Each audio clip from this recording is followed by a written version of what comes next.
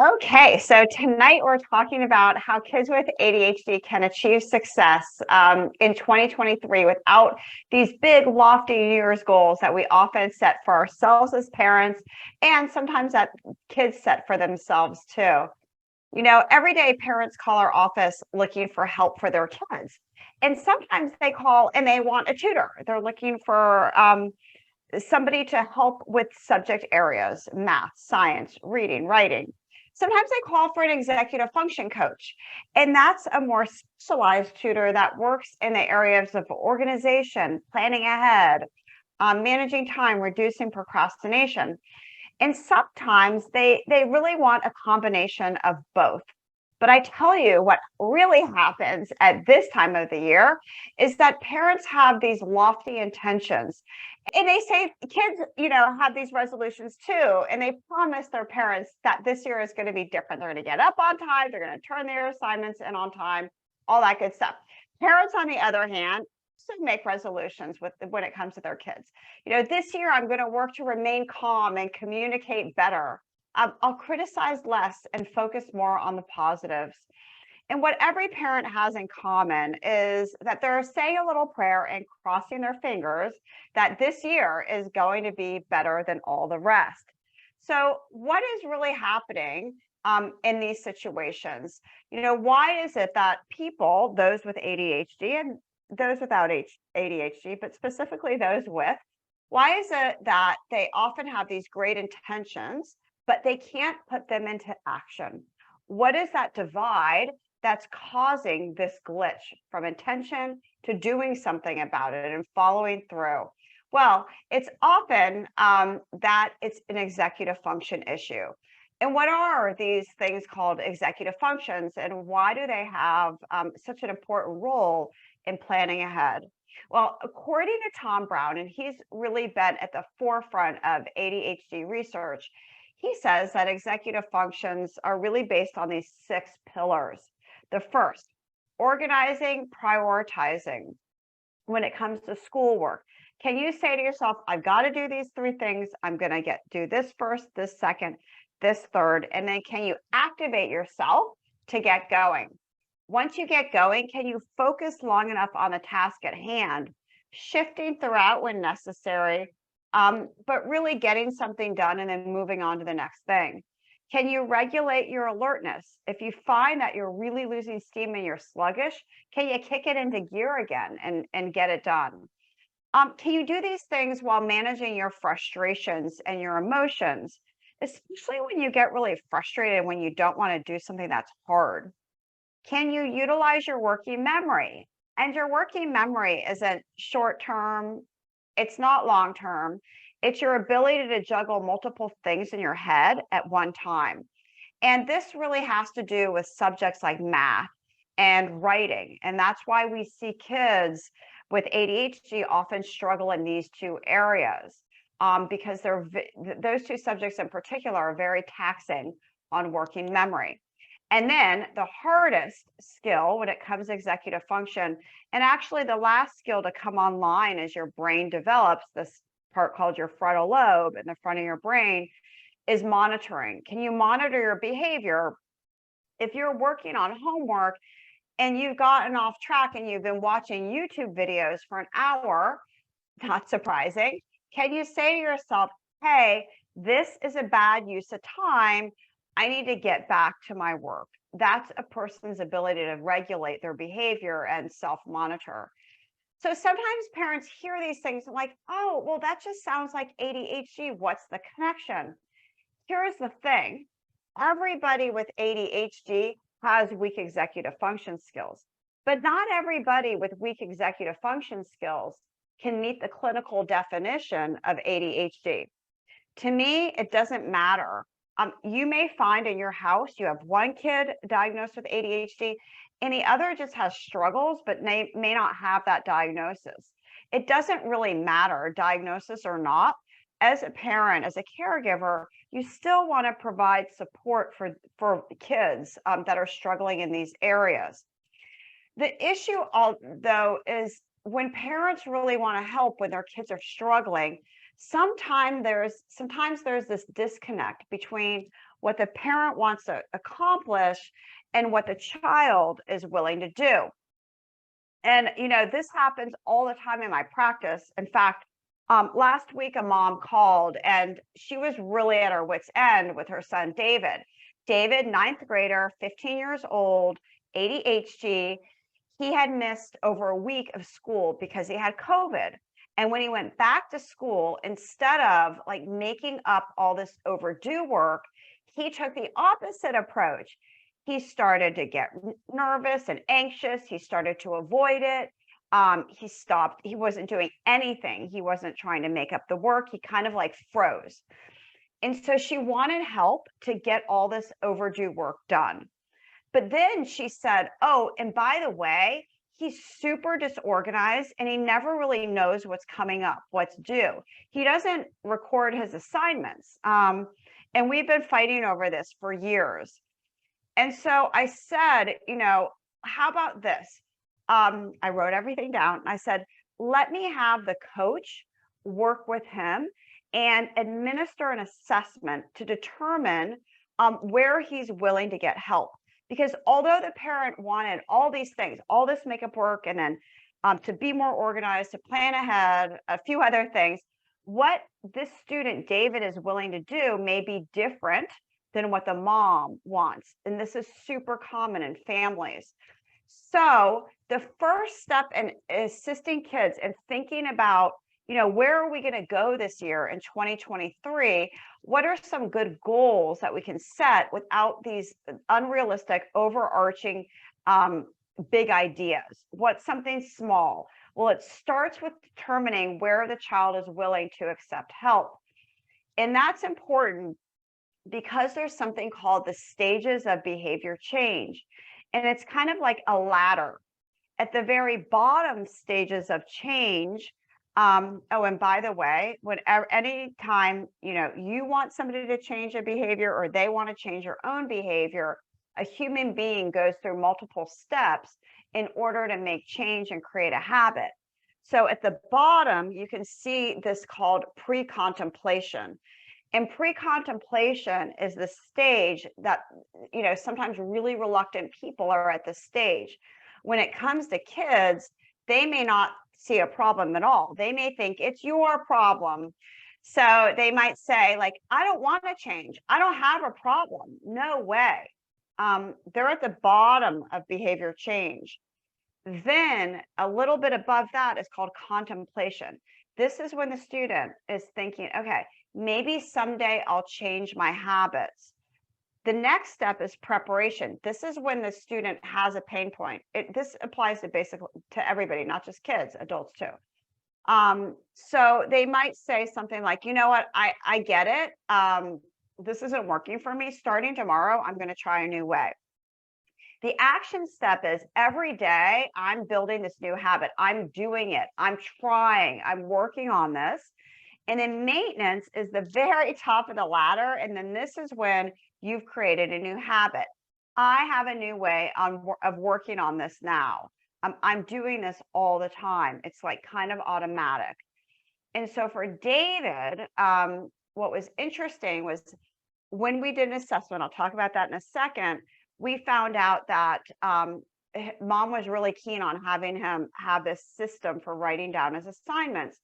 But he did not see that as a problem. He was actually at pre-contemplation for that skill, and he didn't want to work on it.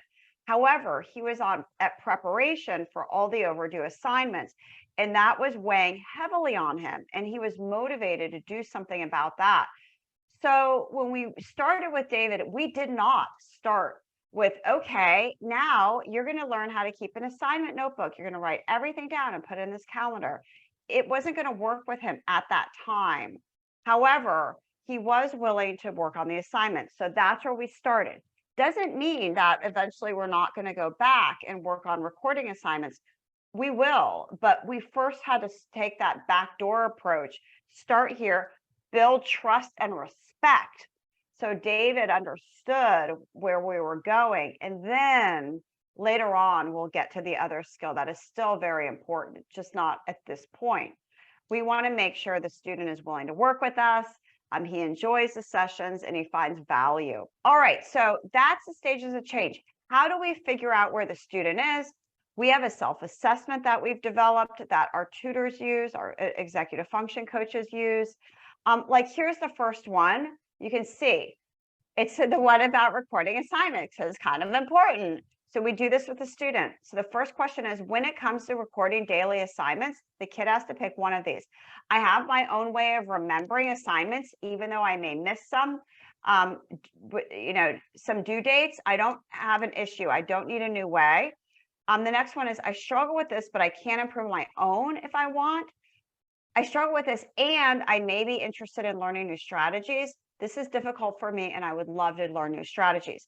So if they are the second, third, or fourth option, that means we can get in through that door. But if they're that first one, it means we're going to work on something else first.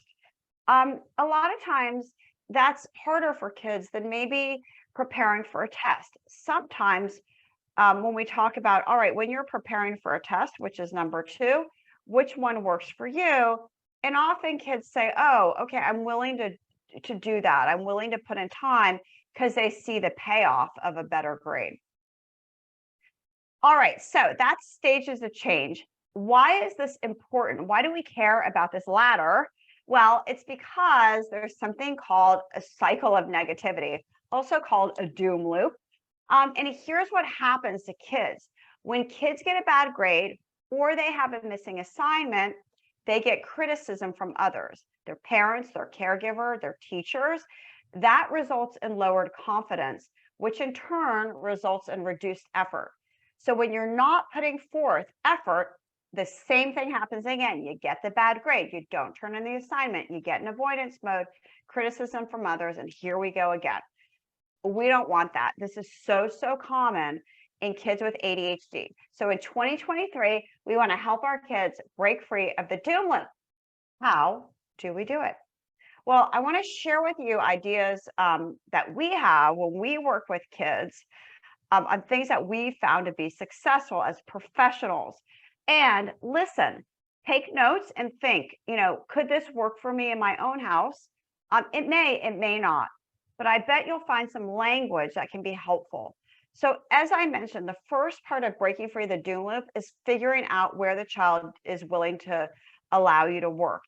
If you feel like in all last year or this beginning of the school year, you've been pushing your child to do this or that, and they've pushed back, they've pushed back, and it's kind of become this power struggle, I would not worry about whatever it is you're arguing over. I would forget that thing and think about something else. What is it that maybe your child will be willing to let you assist with? So you got to first determine the student's starting point. Then you have to use positive and encouraging language. I once read a story that 80% of feedback kids get in school is negative. And I believe that's true. Kids with ADHD, only 20% is positive.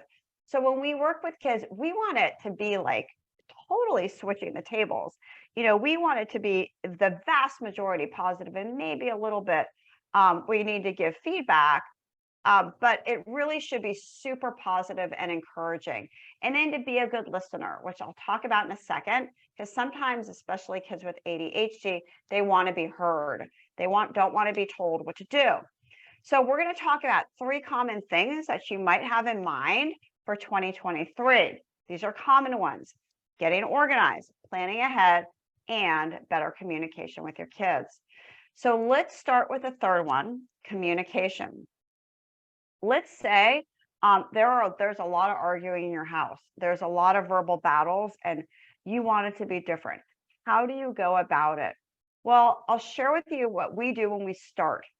We don't ask questions like, did you? These are super common because we're worried about our kids. Did you turn that in? Did you do the test corrections? Did you talk to your teacher about going after school? Did you make up that test? Did you? Did you questions put kids on the defensive? They will either, start an argument and push back at you, or they'll totally avoid you and shut the door. Did you questions don't really resolve much. Instead, I'm going to share with you the other types of questions that work better. We also normalize situations. Sometimes kids with ADHD feel like they're the only kids that have these problems, and it stinks to have ADHD. But the reality is, a lot of kids feel like this. So we'll often say things like, you're right, this is tough. A lot of my 7th graders are also struggling with this. It's super common. It's especially after COVID, a lot of students are struggling with focus. It's okay. We empathize, meaning we're good listeners, and we say things like, yeah, I get it. You're right. This is hard. She does give a lot of homework, but we ultimately do these things because we want kids to co-own the situation. It's not like we want to care more than kids. We want kids to be invested, because when they're invested, they're more likely to make change, and not just because we tell them to do it. So I would recommend using the read the room approach to get started. What does that mean? It means that in our case, when we're working with kids, before we present a strategy, we're always asking softly. Just like you wouldn't like swing open your son's door and say, hey, I need to talk to you about this. Did you do that? You always knock gently and you say, can I come in? Is this a good time? It's the same thing when it comes to academics. So we'll ask questions like, would you mind if I shared my thoughts with you on this? Would today be an okay for us to take a look at this? Once we work on a strategy, oh, could you see this as a technique that you would actually use?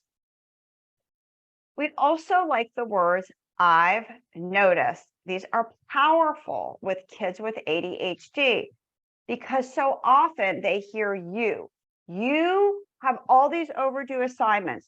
It is only January 31st and you're missing 5 assignments already. How is that the case? You need to make up that work. You need to try harder. You need to focus more. But instead, what if we shifted that and all we're doing is observing? I've noticed it's hard to stay on top of your math work. Or maybe the student is struggling with something in particular. I've noticed equations are really hard. Tell me about this. Why does this help? Because all you're doing is observing something. You are not passing judgment. That's it. You're noticing something, and you stop there. And you let the student reply. I've noticed it's hard to stay on top of your math work. Here's how it might look. The student says, yeah, it's ridiculous. My teacher, she gives more homework than anybody else. She's the absolute worst. It's so unfair. Huh. You know what? I get it. I can tell it's frustrating. Math can be a really tricky subject. Yeah, you're right. It's stupid. What am I ever going to use a Pythagorean theorem? You know what? I get it. What's the first thing you want to work on tonight? So you're just empathizing, you're nodding, but you're also listening. Here are some other conversation prompts. Oh, tell me more about that. You mentioned that project was just assigned. What's it like? Maybe if they say something about a teacher, say, oh, interesting. What makes you say that? Maybe you're talking about a strategy or they have an idea. Oh, interesting. I like it. How would it work if you did that? So again, we want to figure out what is the easiest barrier of entry. Where will kids allow us to work with them? And so often, it's a couple of areas that they're willing to open the door just a little bit. And the first one is planning ahead. And often kids are willing to let us help them with planning ahead because they're tired of feeling like they're on a treadmill and they're always behind. They're always missing something. They're not able to keep up. It's just not a great feeling. So when we work with kids on time, we tend to think of time with a visual. And this is just one strategy we use. There's lots of strategies out there. Sometimes we might say we break things down into smaller chunks. It's all the same. But I like this one because it's kind of fun to think about food and time. Really, what's the connection? So when we work with kids, we'll talk to them about the assignments that they have coming due. I'm going to talk about that in just a second. And we'll ask, oh, this assignment, is it a bite? Is it a muncher? or is it a gobbler? So a bite is a single step, small task that might just take like a minute or two. Oh, I have to submit a question of the day into my Google Classroom, or I need to email my teacher. A muncher would be a harder thing. This would be a larger task. It might take more than an hour. You've got to do those Cornell notes in the history chapter, or maybe you have a lab report due in bio. And in a gobbler, this is where kids with ADHD really have difficulty. These are the multi-step things that require many days. Like you've got an English lit essay that you also need to research. You've got a digital arts project that is a lot of work and it's due at the end of the month. So we'll say, is this a bite, is it a muncher, and a gobbler, to help kids think about, how long is this going to take me? And then with some kids that really struggle with estimating time, which is common, we'll take it one step further and have them put it on a map. And this is what a map looks like. So we'll say, okay, let's look at what you have today. Let's look at what you have coming up this week. Okay, it looks like you have a reading log. How long do you think it's going to take you to do that? 30 minutes. Okay, great. Let's jot that down on the map. And then when in your calendar might you be able to do that? And this is important. This is a skill called calendaring. I found it's better doing this with kids than creating this long list of things to do. When you have a to-do list, it's not clear. When am I going to do that thing? How long should that thing start? How long will it take? All these questions that are unanswered. But if you identify, oh, Monday, it's from 7:50 to 8:20, I've got a half hour. I'm going to slide a reading log into that time on my calendar. So it's put as a task on the student's calendar. Algebra, 15 minutes, great. Where can I slide that in? And so for some kids, we do go to this level of detail, but for other kids, they're okay with taking it from looking at their subjects and putting everything directly onto their calendar. And we do this because a lot of kids with ADHD say, oh, I can just look online or I can remember, but they really, really can't. It's a working memory issue. It needs to be written down somewhere. And that's kind of complicated. It's a little bit more detailed. It might be hard for a parent to do, but you can do the same thing in a different way at home. And I call this previewing the week. And this is best done on Sundays. So if you have an elementary or a middle school student, maybe if the student doesn't have a lot of homework, so this would be more non-academic, have a weekly calendar that you can just put on the refrigerator. And on this calendar, this is where all the extracurriculars are going to go at the beginning of the week. So you say to your child, okay, let's preview the week ahead. Susie, what do you have on Monday? Do you remember? Yes, ballet at 5 o'clock. Jimmy, what do you have? Oh, right, you have karate at 6. Those things go on the calendar. You can use a different color for each kid if you want. Ideally, they're putting it on the calendar, but if not, you can. But the idea is that you're looking ahead. And now the kids can see what they have. And when kids know what to expect, their behavior is a lot better. So this helps them to get that executive function skill of thinking ahead. And this is a really important skill to have. Without a parent doing this with a child or a coach, it's likely, they're going to show up at school on Monday without really a clear plan of the week. And so for kids with homework that have a lot of homework, you might put big things on this. That would be like a book report, a science project. And so in the morning, you can say to your kids, okay, remember after school, we have this. And it's really easy to know what your week is going to look like. I always share with kids and parents that a visual trumps a verbal. So instead of saying, oh, don't forget you have soccer after school, if it's in writing, it's so much better. And then for older kids, we make sure that, instead of just like looking at their week in terms of extracurriculars, we'll say to them, hey, open up your laptop, take a look at your portal. What do you have this week? So as a parent, you can say, tell me, do you have any big projects, tests, quizzes that are coming up? Even if your child isn't like super verbal with you, it's okay. Don't worry about it. The idea is you want them to look ahead. I remember I was doing this with my younger son. He's now in college, and he said to me, "Oh, mom, just stop. I don't need to do this anymore. Like, I totally know what I have going on." I'm like, "Okay, great. So just take a look and make sure." He's like, "Fine." He opens up his laptop. He's like, oh my gosh. Oh my gosh. Can you order this book on Amazon for me? Can it be delivered tomorrow? Because he had to purchase a novel and he had to start reading it, and he totally forgot. And so just kind of having that regular routine of doing that to start the week, it really sets kids off on a better foot. They're more organized. So that's planning ahead. When we work with kids, we kind of do a variation of this where what the first step is that we log in with the student. We always do this virtually.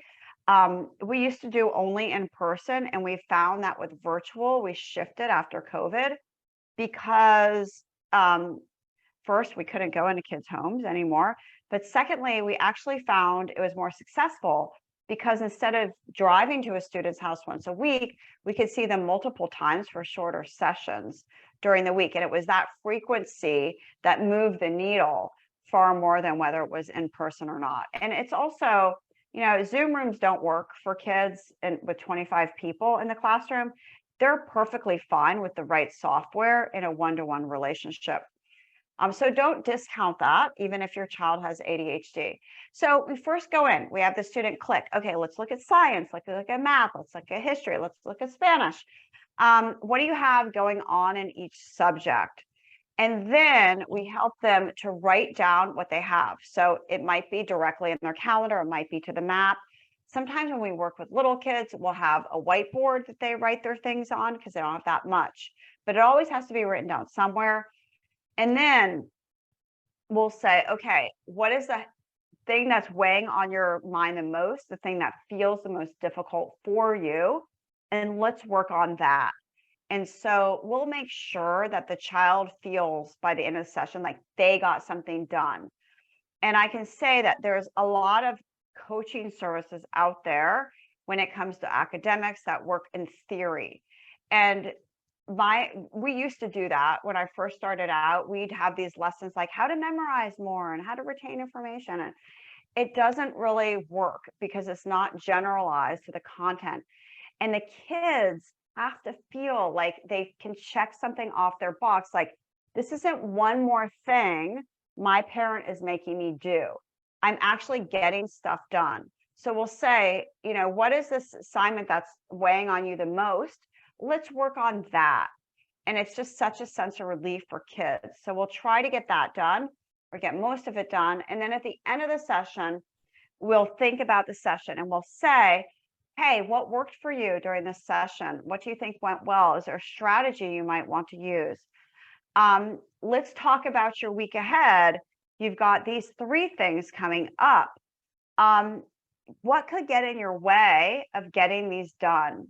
What could be an obstacle? And kids are honest, sometimes they'll say something like, I'm just like totally binge watching the show on Netflix. I'm afraid that I'm going to do that instead of my homework. Or, oh my God, there's so much drama in my friend group and my text messages are blowing up. And so we'll try to brainstorm with them, depending on the issue. What is it that is your obstacle? And thinking ahead now, what could you do if and when that comes up? Because this is where kids with ADHD get off track. They do not anticipate obstacles. They are so optimistic. They think everything is just going to go their way. And so by anticipating obstacles, you're setting them up for success. One strategy we'll use is a timer, and we'll say, you know what, that's a really good point about binge watching Netflix. What if you started on, when you get that feeling like, should I do math or should I do Netflix? If you trick your brain into thinking, you know what, that math isn't that hard. Let me start on that and make it easy for myself.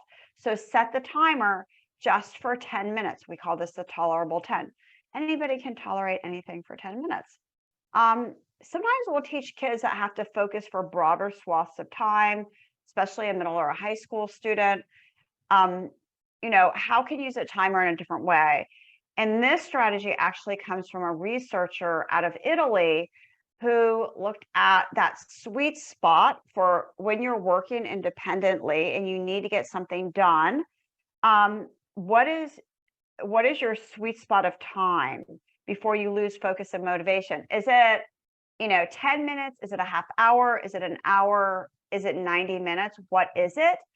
And he found out that it was actually 25 minutes, and he coined it the Pomodoro method. And again, he's from Italy. Pomodoro means tomato, and he did his research using one of these good old-fashioned tomato timers. And so we'll say with kids, could you use Pomodoro for this? So that means you're going to set the timer for 25 minutes. You're going to say to yourself, work as hard as I can, best I can, focus as much as I can, just for 25 minutes, and I can take a break. And what he found is that actually, a normally functioning person a brain can sustain up to 4 Pomodoros. Certainly it's less for kids with ADHD. It might be 1, possibly 2, but this is how it looks with all 4. Pomodoro, break, Pomodoro, break, Pomodoro, break, Pomodoro. So that's the Pomodoro technique. Used to, when kids get into that situation with obstacles. But executive function training isn't just for older kids. Younger kids can get help too. And we have a new program we just rolled out for younger kids, especially those kids that do not have homework, that includes skills like task initiation, self-regulation, really tricky for elementary kids, but they can learn it, organization, attention, self-monitoring. And those are the skills, whoops, let me go back to that help kids build the foundation. They're obviously not going to master all these things, but when they have these skills, it just makes life so much easier as they get older. All right, so we talked about communicating, we talked about planning ahead. Let's talk about organization. And this is the last thing we're going to talk about. Oh, and we'll talk about executive functions getting harder later in high school. And then I'll wrap it up for Q&A. So if you have a question, please throw it in the Q&A or the chat, and I'll get to those in just a moment. So organization, who can relate to this picture? I know I can. How do you deal with organization? Well, kind of just like on Sunday night, you're thinking ahead, you're previewing the week. You can do that by getting ready the night before for the next morning. Same concept, but with stuff. I call this a launching pad. And the idea is, if you want to get ready the night before, you say to your kids, all right, everything that you need to take to school tomorrow goes in your launching pad. That means your binders and your book bag is in your launching pad, your flute, your cleats, your socks, your shin guards, whatever needs to go to school the next day, so that you're launching into a new day in an organized fashion instead of scurrying around in the morning. In my case, and by the way, a launching pad can be any box. It doesn't have to be anything fancy. Ideally by the door from which your child exits. When my kids were younger, our house was set up as such that you couldn't really see the door from where we spent most of our time, which was the kitchen. But we did have this island, and at the end of the island, one of my sons would put his stuff that he was taking to school the next day on the corner, and the other one on the other corner. And that really served as their launching pad. So it just needs to be a place, basically. We talked about that idea of Sunday being that looking ahead point for kids when it comes to planning and their extracurriculars or homework. You can also use that time for physical organization. I call this the clean sweep. So for younger students, it might be like cleaning out their backpack, tidying their study area. But for kids, it might be cleaning out their email box. They all need to be responsible for email, organizing their calendar, cleaning up their messy desktop, not their physical desktop, but their desktop on their laptop, which can often have scattered documents everywhere. So there's something that everybody in a house, not just your kid with ADHD, we do not want this to be punitive, positivity, but everybody in your house spends 15 minutes every Sunday doing the clean sweep.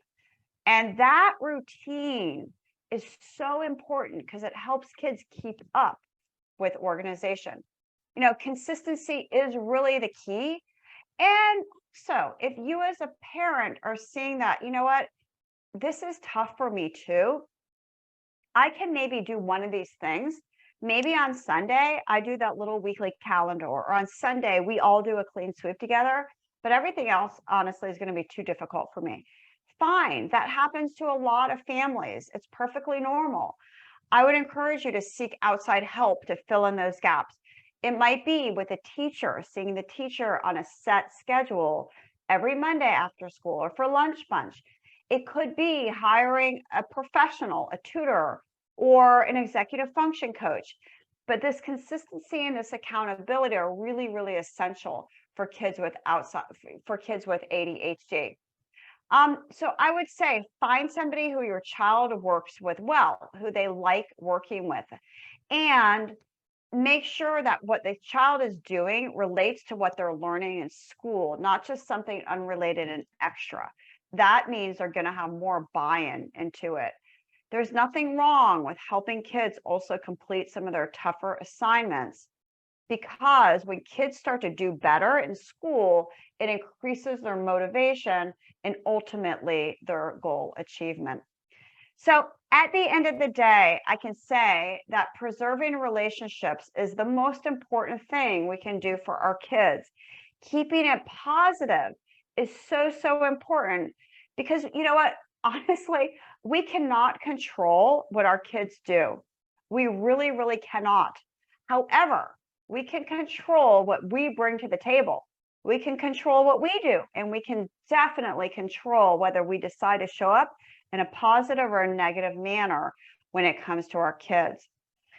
I also mentioned that as kids go through school, their executive functions that are so, so important to success are going to become more complicated the older that they get. And at no time in a student's high school career are executive functions more taxed than when it comes to thinking ahead about college, if your child is college bound. We see this all the time with our kids with ADHD. School's already tough enough, so sometimes parents are like, I don't want to have this discussion. But it's actually doing a disservice. So even if you start the conversation with, oh, have you talked to your friends about college? Have you thought about that? Tell me about it. Oh, interesting. Great. Just opening that dialogue early on is really helpful, even in ninth grade. Because doing things like applications is actually unbelievably complicated.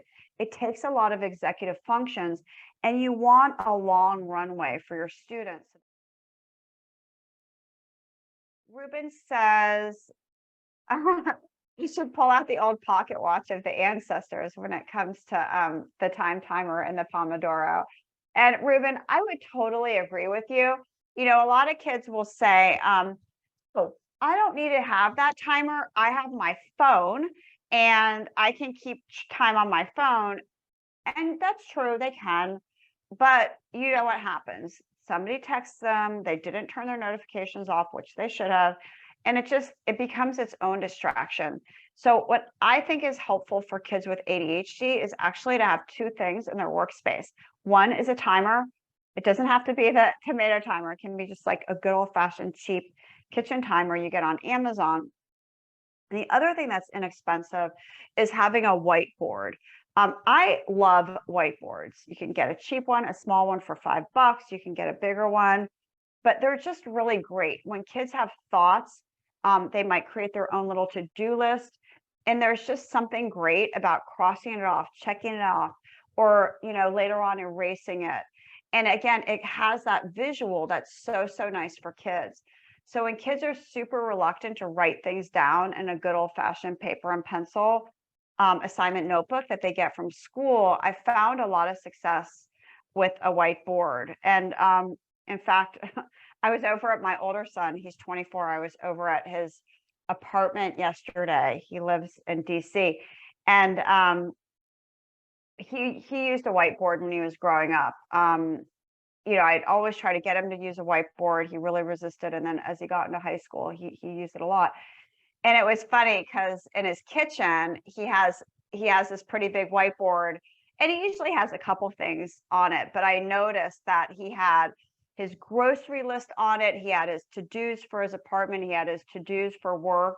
And it just made me feel so great that he took something he learned when he was younger and still uses it in adulthood. And that's like really the goal of all these things, is to help kids, use them. And even if they don't use them religiously, but they have them in their back pocket, it's amazing how they will use them later in life. What advice can I give my child about staying focused in school? His teacher says she plays with paper and just zones out. I might take a different approach. Any advice for learned helplessness? So Mandy, thank you for the question about fidgeting.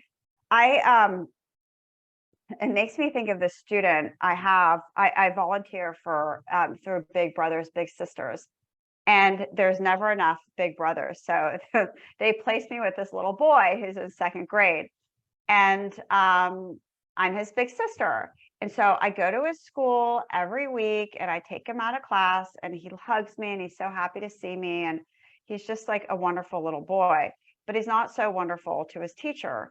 And he drives her crazy. And she said to me one day, he can only sit in class like this. And I said, what do you mean?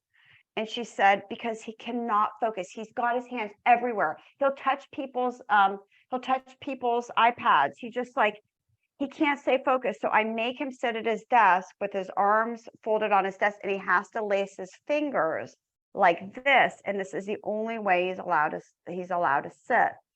And clearly he has ADHD. And at first it broke my heart, because that must be really uncomfortable, like making yourself sit like that. And I said, could he have a fidget toy? And she said, no, because he'll throw it, he'll do something with it.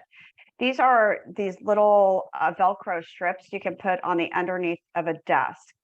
And they're like textured, so that the student can rub their finger under them. So you can see them, they come in different colors.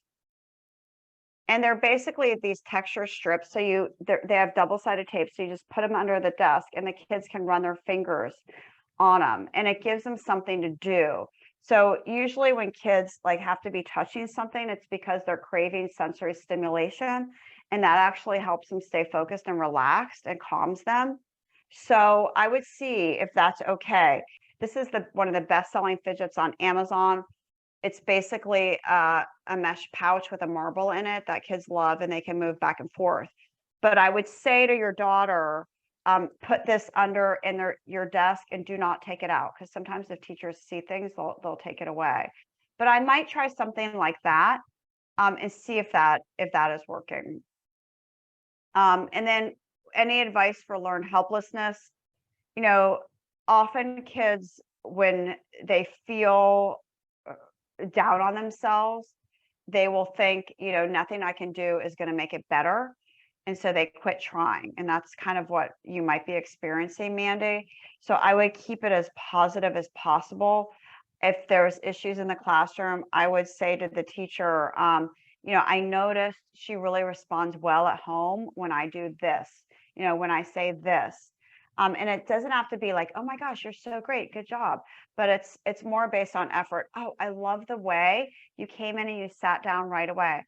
What a great idea to put your name on your paper right away. Oh, I love how you stayed on the lines. I noticed how you wrote the steps out to your math problems. Anytime we can praise kids like that, that's golden. And I would just mention to the teacher that if that's true, that she does respond well. Also, sometimes it's beyond educational. And if you see that maybe, she's anxious or maybe depressed, I would absolutely seek the help of a therapist, because it's super common to have mental health issues along with ADHD. I like the pencil. If I have a pencil, it will doodle. Yeah, and doodling is great. There was a study looking at kids or adults that doodle, and found that people that doodle, which I know when I was a teacher, I thought it was when kids doodled, I told them not to. I thought it was disrespectful and they weren't paying attention. I was wrong. I found out later in life, but I was like 23 at the time. But anyways, the study found that people that doodle pay attention just as well as non-doodlers, and in many cases better. So it doesn't mean when somebody's doodling, they're not paying attention. That can just be that can be super helpful.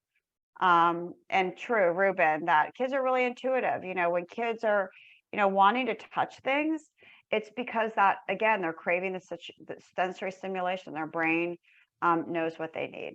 Are there apps that are popular that you work with Sure. kids that you find helpful? Okay, sure. So apps to help kids stay focused, or is that what you're thinking? Yep, or time management as well. Sure. Yes, there's a couple of apps that I can recommend. One, if the child has a phone, one that I found works great and that kids actually like is called Forest. And Forest is an app that when you open it, it takes over your home screen on your phone. A tree starts to grow on your phone and it will grow for a certain amount of time. So let's say that you really want to, work on that history assignment, but you're going down the rabbit hole of responding to group texts. You click Forest and you put in how much time you want to disregard your phone. So say it's 20 minutes. And during that time, that tree will grow on your phone. But if any time during that 20 minutes, you go to Snapchat, you go to Instagram, you go to TikTok, you'll get a warning that says get back to focus. And if you don't get out of TikTok, for example, the tree will wither and die. And nobody wants a dead tree. You want your tree to grow to fruition in that 20 minutes because then it gets planted in your forest. And that's a super popular app for kids. There's also a huge slew of apps that are considered website blockers. And you can just Google website blockers for kids and you'll find them.